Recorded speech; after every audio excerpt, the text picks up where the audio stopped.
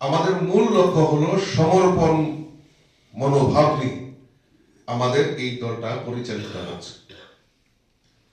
Party আজকে ভারতীয় জনতা পার্টির এই যে প্রচার, এই যে কর্মকাণ্ড, চাহে সরকারের হোক চাহে সংগঠনের হোক, তার যে মূল দর্শন, এই মূল দর্শন হলো একাত্ম মানববাদ।